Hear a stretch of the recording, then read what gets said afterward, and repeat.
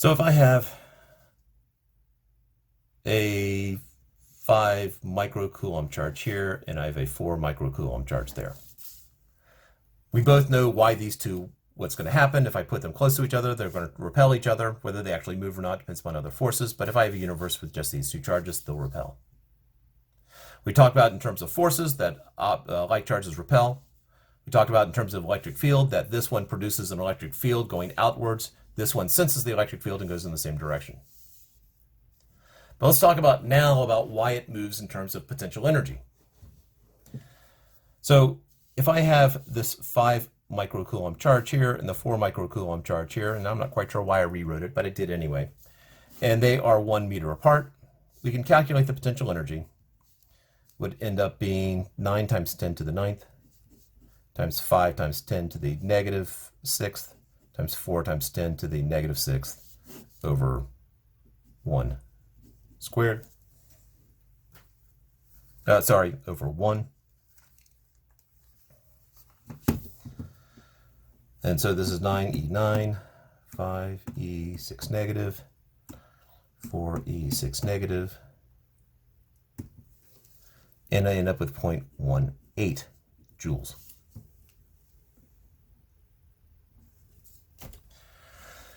If I move this 4 microcoulomb charge farther away, so now it's an extra meter away, so this is now 2 meters,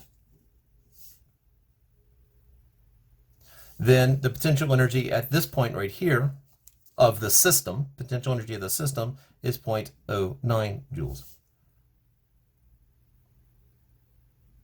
If I moved it farther away, then it becomes even smaller.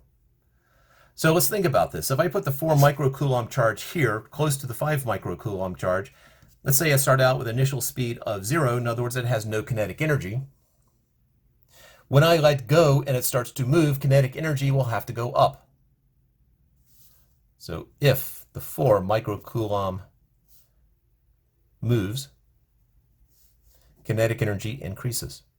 Since the electric force causing the movement is conservative, energy is conserved. So if kinetic goes up, potential energy must go down. And if I have 2 positive charges or 2 negative charges, then the potential energy is going to get smaller if the denominator gets bigger. Now, I take my 5 microcoulomb charge here and I put a negative 4 microcoulomb charge. I still have my potential energy at KQ1Q2 over R. But I know they're going to attract. I know this is going to get pulled towards it. As it gets pulled towards it, again, let's start out with initial speed of 0 meters per second.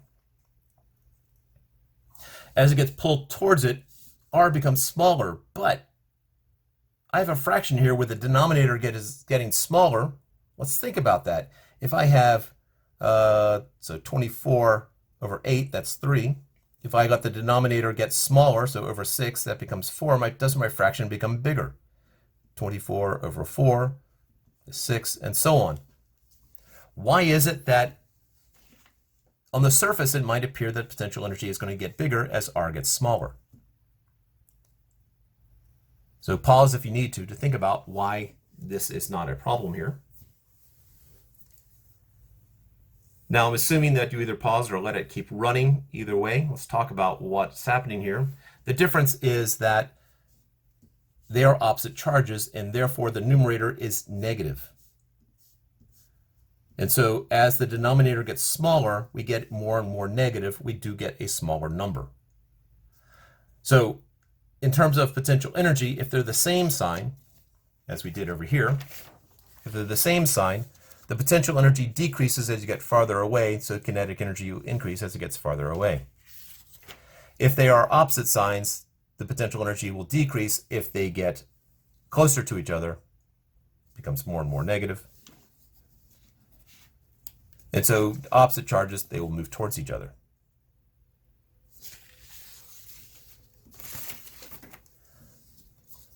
Let's talk in terms of electric potential.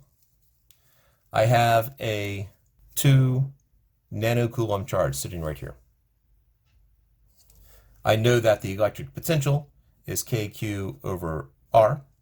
which is 9 times 10 to the 9th, times 2 times 10 to the negative 9th, divided by r. Well, let's take a point that, let's say 1 meter away.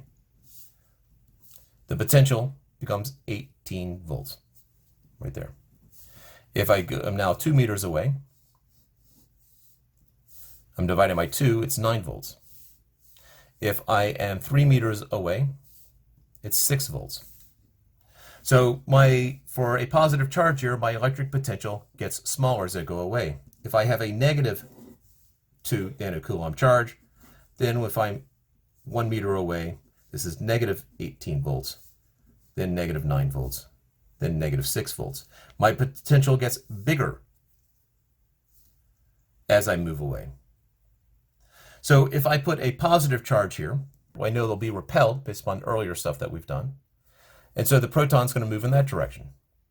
Here, if I put a proton here, I know from other things that we've done, they'll be attracted, and the proton will move this way. In both cases, the proton moves to a lower potential. Electrons the opposite. Electrons will move to a higher potential.